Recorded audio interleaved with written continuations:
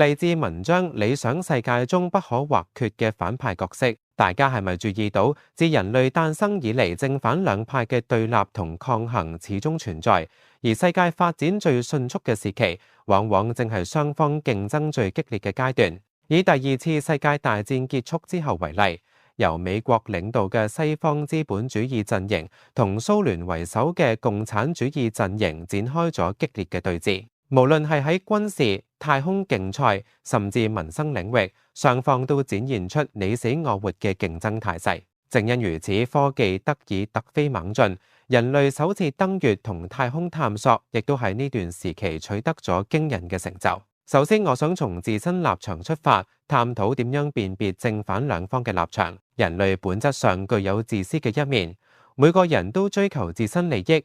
當他人嘅利益同我哋發生衝突嘅時候，我哋自然會將對方視為邪惡嘅一方，反之亦然。因此，從美國嘅角度嚟睇，蘇聯被視為邪惡嘅象徵；而從蘇聯嘅視角嚟睇，美國及其西方陣營以金錢利益至上嘅價值觀，反而先至係真正嘅邪惡。由於雙方立場截然不同，難以達成共識。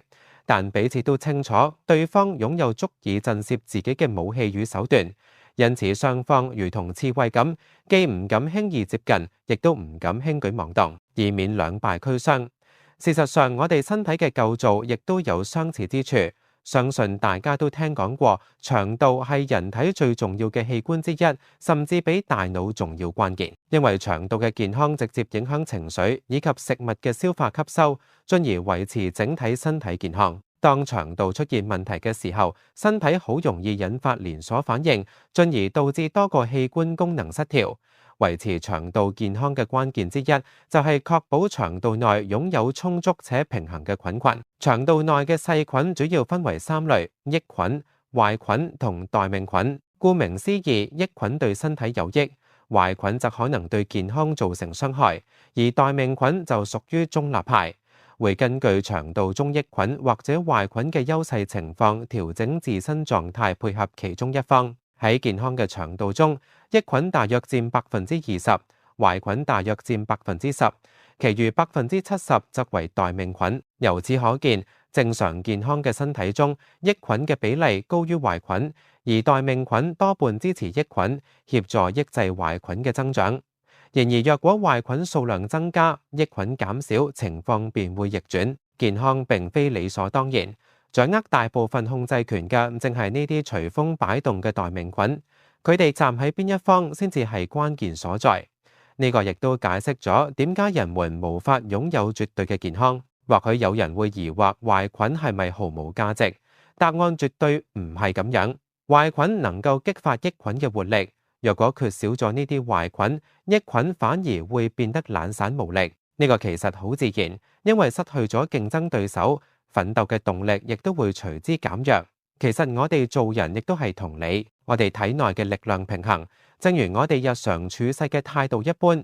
如果身邊嘅人都無條件支持我哋漸會失去奮鬥嘅動力，逐漸變得懶散。當今嘅美國正係咁一個典型例子。自蘇聯解體之後，世界格局從兩極霸權轉變為單極霸權。美國得以喺全球舞台上呼風喚雨。然而缺乏強有力嘅對手挑戰，美國國內反而陷入咗內耗同無節制嘅消費之中。結果美國國債已經攀升至歷史新高。金融專家普遍對美國能夠喺短期之內化解債務危機持悲觀態度。坦白講，以美國目前嘅實力嚟睇，償還債務並非難事，但關鍵在於缺乏應對債務危機嘅決心。美國民眾依然維持慣常嘅消費習慣，採取見步行步嘅態度，唔願意為咗還債而節衣縮食。畢竟佢哋尚未切身感受到債務危機嘅迫切威脅。呢種情況源自美國多年嚟缺乏強而有力嘅競爭對手，導致國內民眾普遍抱持唯我獨尊嘅心態。然而，特朗普政府雖試圖扭轉呢一局面，卻顯得為時已晚。無論係發動圍堵戰略定係關稅戰爭，美國實際能夠發揮嘅攻擊力都相當有限。事實上，持續3年幾嘅俄烏戰爭，當初特朗普曾經斷言上任之後能夠迅速解決，但至今仍然未結束。足見美國嘅實力已經大不如前，甚至連已衰落嘅俄羅斯亦都唔再輕易聽命於美國。正因如此，美國反而對中國嘅崛起心存感激，將其視為一個潛在且強大嘅競爭對手。相信喺未來數十年，呢兩個世界強國將喺各個領域展開前所未有嘅較量。對雙方嚟講，呢個或者係一件有益嘅事情。